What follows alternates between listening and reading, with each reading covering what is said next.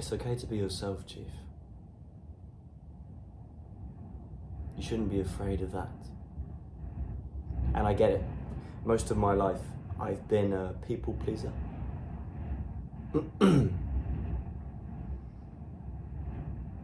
Tried to fit in every scenario, around every type of person. Try to be friends with everyone, but even then, even if you successfully pull off making everyone happy at once, there's still going to be some cunts that hates you, that puts you down. And most people are going to try to see you as below them to better their stature, because that's what human beings are like naturally. We are constantly trying to evaluate where we are in the social hierarchy, our social status. Selfishness, shame,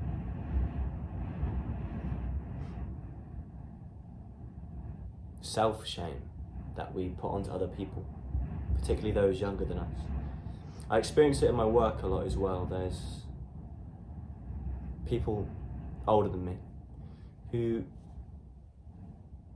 rely on humour a lot, but the type of humour that puts other people down, including myself. And I can take banter as much as the next man, but there's one particular guy, and it's very clear by the way he speaks to me that there is a lot of bitterness there, possibly because when he was my age, he wasn't doing the work I was doing. Maybe he screwed his life up. Maybe he threw his opportunities down the drain, and the fact that I'm getting paid the same as him at his age probably doesn't sit right with him. And maybe he sees the potential that I have and the fact that I haven't actually screwed up my life yet, and that gets to him. That's just an assumption.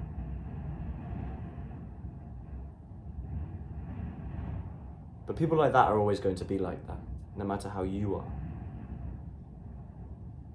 So why be fake? And I am not saying be mean to people. You should never be mean to people. Always be polite. And actually, I'm an advocate for always letting things go unless you really have to stand up for yourself. Because realistically, the only thing that will ever get hurt is your ego. And yes, we do need ego in small amounts. But as long as you know your own value and you truly know that, and that's all that matters. And if you get affected so much by other people's insults, belittlement, jokes even, then that possibly suggests that you don't know your own value, rather you're seeking for it in external validation and social accomplishments. Being fake is kind of addictive though, because it's easy in a way to be a people pleaser, but you kind of just fade into the background because you're not you, you know. You have a choice. You can be fake, but be friends with everyone. If you do it right, you can be friends with everyone. I've done it before. But it will be diluted. Like, the strength of these friendships will be diluted. It won't be strong because you're stretching your energy thin between so many people. Or you can be yourself, unapologetically. That doesn't mean being that dickhead who's arrogant, unless that is you. But just be yourself. Don't apologize for the things that you associate with you. And naturally, there will be energies that you don't associate with as much, not out of hatred, not out of spite, not out of any type of negative emotion, simply because you don't match. You can be, if you do it right, courteous and kind to everyone and get on with everyone, or at least just be polite, but you won't have that feeling of everyone liking you. But what you will have is people that actually are there for you and people that you genuinely click with, and that won't have a diluted feeling. You will have a strong connection of people that you can feel comfortable around even when you're at your worst. I know which one of those I'd rather have because I've been both, and when you have everyone but no one knows you, That's a scary feeling because you feel like everyone is around you, but you feel so alone. Being fake is dangerous because sometimes it's hard to tell when you're actually being fake sometimes, because especially if it comes from a place of being scared to be yourself because you're scared to upset people. That can be a habit that's hard to break out of.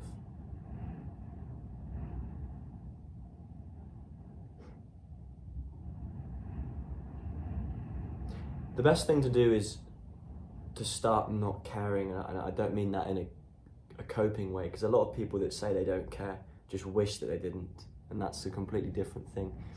How you get to a place of not caring is by prioritizing what's actually important to you. When you have developed self-respect through doing things that you attribute to being valuable, to your own well-being, to your own purpose, such as for me going to the gym, making progress with this, doing the best I can at work. When you stay true to that and you respect yourself, and you have the mindset of only really caring about things that are truly valuable to you, you don't really hold a grudge and you don't hold on to things for long.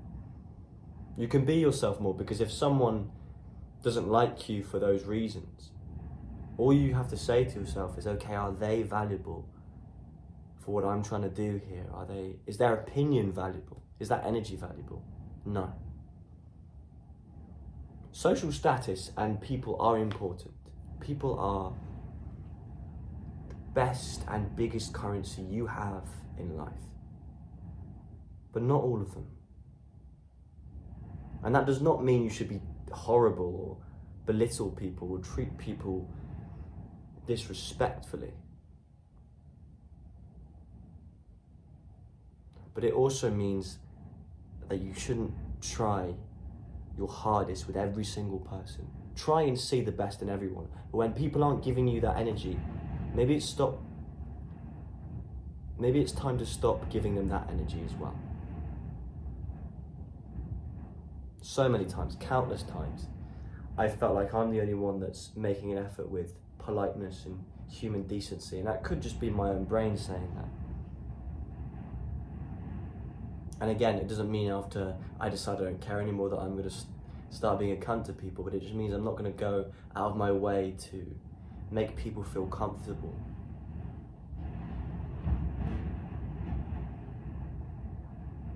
It's a tricky thing. For instance, this is a really specific and strange example, but yesterday was my last day at work for the week. I had a very long week and I was absolutely shattered. And I said goodbye to like one person. We were all stood outside just as the restaurant was closing, and I just left, didn't say goodbye, because I didn't actually have the energy to say goodbye to anyone. And I felt bad about that, because I thought, what if they thought I was being rude, or took offense to it, or some weird overthinking thing like that. But then I realized very quickly, one, I just didn't have the energy, and that's who I am. When my social battery runs out, I just need to be alone. And two, what does it matter what they think? And three, they probably didn't even think about it at all, because that's the truth of it. But if I was being fake, I might have tried to say goodbye to everyone and tried to have a good interaction with everyone, and while there is merit to that, I would have done something untrue to myself.